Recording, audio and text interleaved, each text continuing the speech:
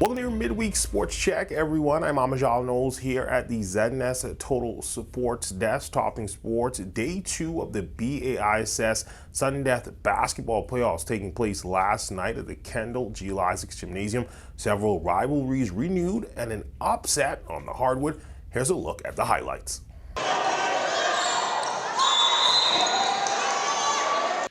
Physicality, the name of the game on Tuesday night, as several schools fighting desperately to secure their spot in the BAISS Basketball Championship set to tip off on Friday.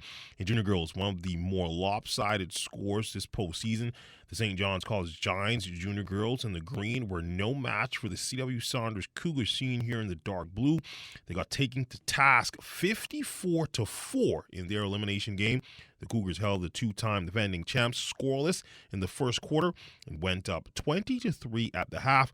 Layla Leonard finished with a game-high 25 for the Cougars. I was a little upset with them in the first quarter, and I had to keep telling them, it's the atmosphere to capitalize off their mistakes, but they came out and they got the job done. So I'm just proud of them that we're going to the championship again for the second year in a row. I just blocked out all the nervousness and played my hardest so that we could be able to make it the championship.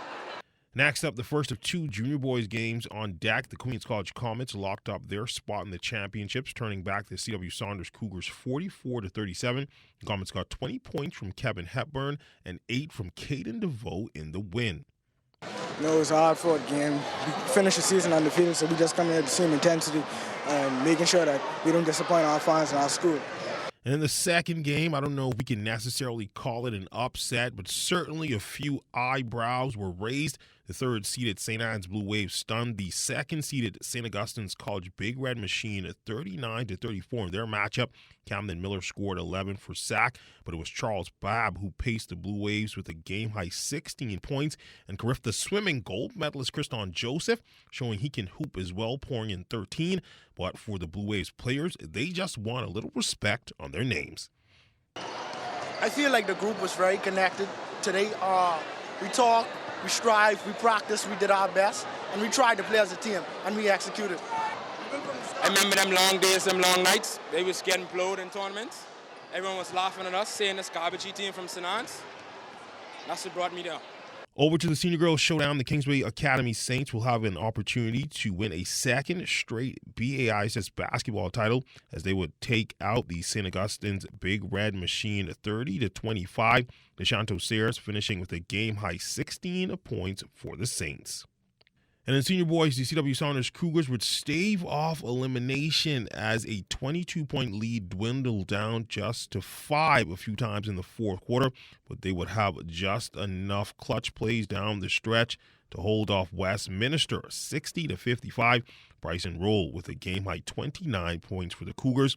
Now we'll look at the championship brackets for Friday in the best of 3 championship series. In junior girls, C.W. Saunders, they will face Queens College.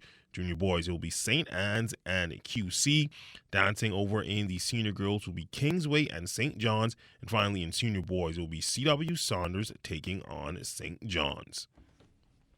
So on hoops, but this time over in the association, it will be Buddy versus VJ Part 2 as the Philadelphia 76ers heading to the West Coast to take on the Golden State Warriors. This time, the rookie would get the best of the veteran as VJ would pour in 25 points along with 7 rebounds and 7 assists to lead the Sixers to a 113-94 win. Buddy would finish with 9 points in this one. VJ speaking to the media post-game. VJ, we loved the trash talking with Buddy at the end of the game. Is there anything that you said that you can repeat on air? No.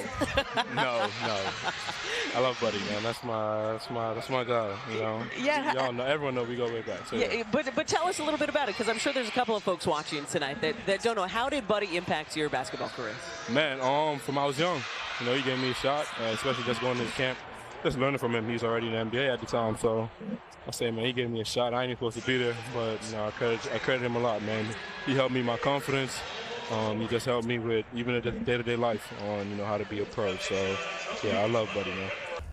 And on a somber note, family, friends, and local sailing enthusiasts would fill the Nassau Yacht Club this afternoon to pay their respects to Jason Knowles, who passed away last month. Knowles, of course, was the owner of the Whitty K. Here's a few of his friends reflecting on his legacy. Well, Jason was always a man with a lot of conviction and zeal. You know, if Jason made up his mind to do something, he's going to get it done. From his work ethic, you know, doing construction, to building the Whitty K, and just his time with his family and going fishing, going to games. If Jason said he's going, ain't nothing going to stop me doing it.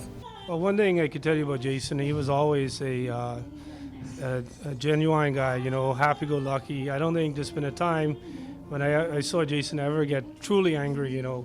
My good friend during sailing, and besides that, you know, we all are from Long Island.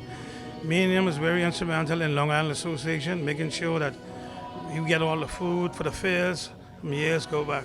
We always, my Miami Dolphin friend, we traveled together to watch the games, and, you know, we